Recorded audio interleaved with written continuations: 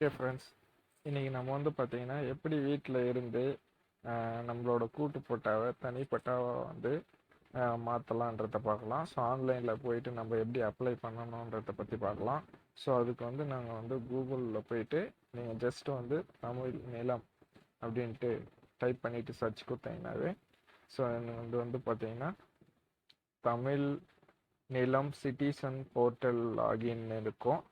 So just அதுக்குள்ளே போயிடுங்க.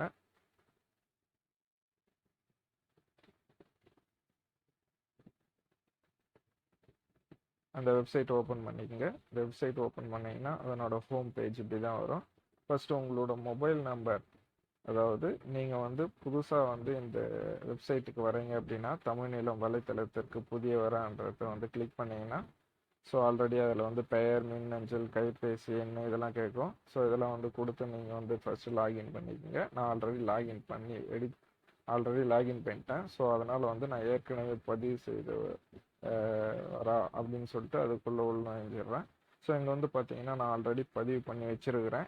So வந்து பார்த்தீங்கன்னா 975 என்னுடைய ஃபோன் நம்பர் வந்து கொடுத்துட்டு ஜஸ்ட்டு நான் ஒரு முறை வந்து கொடுத்தேன்னா நம்ம மொபைலுக்கு வந்து ஓடிபி வரும்.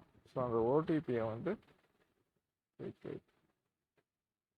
ஸோ நம்மளோட ஓடிபி கொடுத்து உள்ளே போயிடுங்க வெப்சைட்டில்.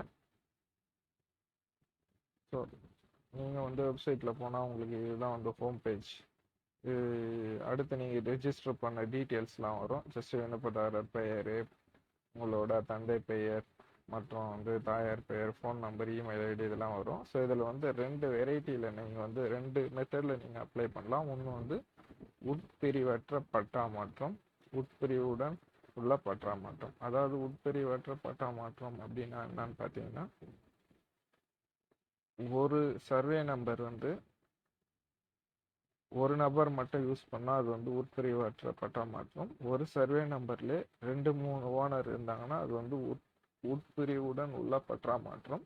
ஸோ உதாரணத்துக்கு நம்ம வந்து உட்பிரிவுடன் உள்ள பட்டா மாற்றத்துக்குள்ளே உள்ள போவோம். உள்ள போயிட்டீங்கன்னா இப்படி தான் வந்து இது போகும். ஸோ இதுக்கு வந்து அப்ளிகேஷன் ஃபீஸ் வந்து 60 ருபீஸும் ப்ளஸ் வந்து சப்டிவிஷன் ஃபீஸ் வந்து பர் சர்வே நம்பருக்கு வந்து 400 ருபீஸும் வந்து நீங்கள் பே பண்ணுற மாதிரி இருக்கும். ப்ளஸ் வந்து டேக்ஸ் வந்து பே பண்ணுற மாதிரி இருக்கும். ஸோ நான் அடுத்துக்குள்ளே போயிருக்கேன்.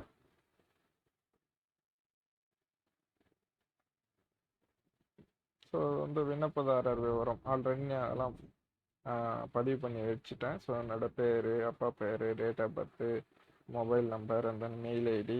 ஸோ வந்து அடுத்துன்றதை கொடுத்துக்கிறேன். ஸோ இதில் வந்து உங்களோட மாவட்டம் கேட்கும். என்னுடைய மாவட்டம் வந்து ராணிப்பேட்டை. ஸோ அதனால் வந்து ராணிப்பேட்டை மாவட்டம் கொடுத்துக்கிறேன். வட்டம் பார்த்தீங்கன்னா ஆற்காடு, கிராமம் மேச்சேரி. எங்களோட பத்திரம் பாகப்பிரிவினை பத்திரம். ஸோ அதனால் பாகப்பிரிவினை பத்திரம் கொடுத்துக்கிறேன். ஸோ இதில் வந்து செட்டில்மெண்ட் பத்திரம், தான பத்திரம், கிரைய பத்திரம், பாகப்பிரிவினை பத்திரம்னு இருக்குது. இது உங்கள் கையில் எது இருக்கோ அது வந்து கொடுத்துக்குங்க. பாகப்பிரிவினை பத்திரம் கொடுத்துக்கிறேன். ஸோ அடுத்து வந்து எங்களோட சார்பதிவு அலுவலகம் பார்த்தீங்கன்னா கலவை. ஸோ அந்த கலவை கொடுத்துக்கிறேன். உங்களுக்கு என்ன சார்பதிவு அலுவலகமோ அதை கொடுத்துக்குங்க. ஸோ உங்களோட ஆவணம் எப்போ பதிவு பண்ண டேட்டுன்னு பார்த்தீங்கன்னா உங்களுக்கு பதிவு பண்ண டேட் வந்து உங்களோட பதிவு பண்ண டேட் வந்து ஏதாச்சும் கொடுத்துருக்குங்க.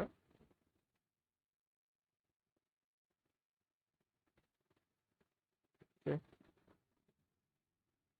ஸோ அடுத்து இங்கே வந்து உங்களோட பதிவு நம்பர் வந்து உங்களோட பத்திரத்தில் இருக்கும். ஸோ அந்த பதிவு நம்பர் வந்து கொடுத்துருக்குங்க.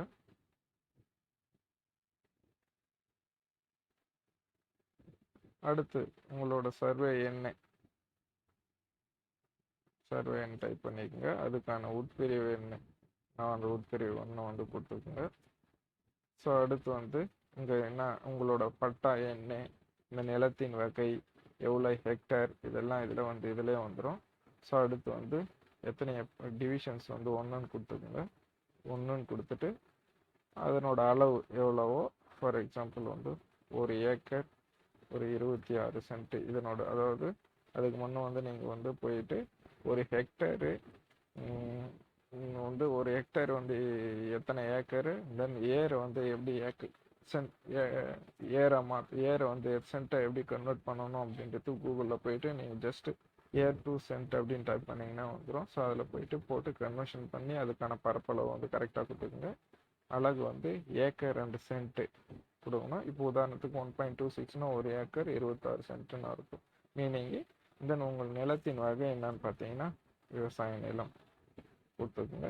ஸோ அதை நீங்கள் பார்வையிடணும் அப்படின்னா சிட்டாவை பார்வையிட அப்படின்னு இருக்கும். ஸோ அதை வந்து நீங்கள் அதை கொடுத்தீங்கன்னா அதை பார்த்துக்கலாம். ஸோ அடுத்து நிலத்தை சேகரிக்கவும். ஸோ இந்த மாதிரி உங்களுக்கு வேறு ஏதாச்சும் ஒரு நம்பரை வந்து ஆட் பண்ணணும் அப்படின்னா திரும்ப அந்த நம்பர் கொடுத்து உட்பிரிவை செலக்ட் பண்ணி ஸோ அந்த மாதிரி உட்பிரிவு எண்ணிக்கை அண்ட் தென் வந்து பரப்பளவு அழகு அப்புறம் நிலத்தின் வகையெல்லாம் கொடுத்துட்டு நில விவரங்களை சேர்க்கவும் கொடுத்தீங்கன்னா அடுத்த நம்பர் இங்கே ஆட் ஆகிடும். ஸோ இது வந்து பார்த்திங்கன்னா ஒரு சர்வே நம்பருக்கு 400 rupees வந்து செலுத்த வேண்டியது. ஸோ இதுதான்.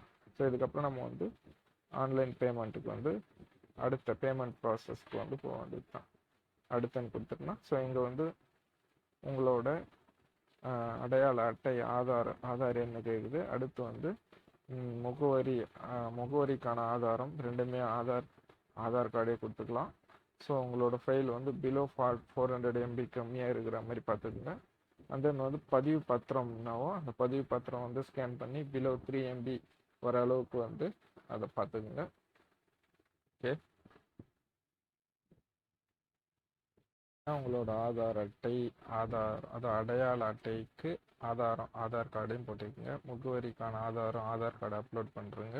தென் பதிவு பத்திரம் நீங்கள் உங்களோட என்ன பதிவு பத்திரம் வந்து பிலோ 3 MBக்கு இருக்கிற மாதிரி ஸ்கேன் பண்ணி அதையும் அப்லோட் பண்ணிட்டு அடுத்து இங்கு தேர்ந்தெடுக்கப்பட்ட நிலங்களின் உரிமையாளர்கள் நான் தான் என்பதையும் இதில் வந்து டேர்ம்ஸ் அண்ட் கண்டிஷன்ஸ் பார்த்துட்டு ஸோ அடுத்து வந்து 800 + 60 + GST வரும். அதை பே பண்ணிட்டீங்கன்னா உங்களுக்கு வந்து